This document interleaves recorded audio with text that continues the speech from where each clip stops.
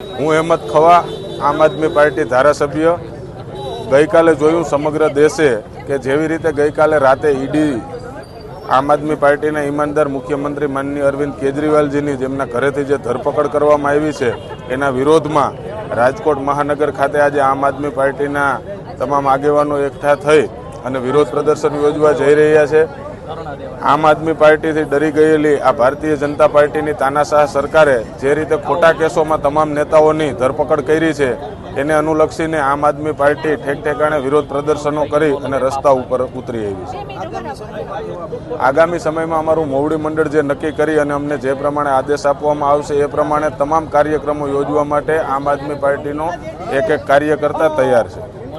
નામ છે તમારું? મારું નામ શીતલબેન ગોયલ. શું કે છે આમ આદમી પાર્ટી દ્વારા કિશનપરા ચોકમાં ધરણા કરવામાં આવ્યા છે, શું છે સમગ્ર વિગત? બસ અમારી વિગત એ છે કે અરવિંદ કેજરીવાલ સાથે જે લોકો તાનાશાહી કરી છે ને ઘોર અત્યાચાર કર્યો છે, ખરેખર આ મોદી સરકાર એવી તાનાશાહી સરકાર છે કે જે અત્યાચાર કરે છે પબ્લિક ઉપરથી કદી પણ આમ જનતા ઉપર ખાસ કરીને રોડ રસ્તા બંધ કરવામાં આવ્યા છે આમ આદમી પાર્ટી દ્વારા અને કોંગ્રેસનું પણ ગઠબંધન આપની સાથે છે, એને લઈને આપનું શું કહેવું છે? બસ હવે ઇન્ડિયા ગઠબંધનથી લડશે તો આ મોદી સરકારને એટલું પાણી પેટમાં તેલ પડ્યું છે કે એને આ પગલાં લેવા પડ્યા વગર ઓળી અમારી અટકાયત કરી રહી છે. આપના કાર્યકરો દ્વારા સૂત્રોચ્ચાર કરવામાં આવ્યા છે, આપના કાર્યકરો દ્વારા સૂત્રોચ્ચાર કરવામાં આવ્યા છે. હા બસ હવે એ સૂત્ર તો મેવા પછી આ લોકોને તાનાશાહી સરકાર હવે બંધ કરશું.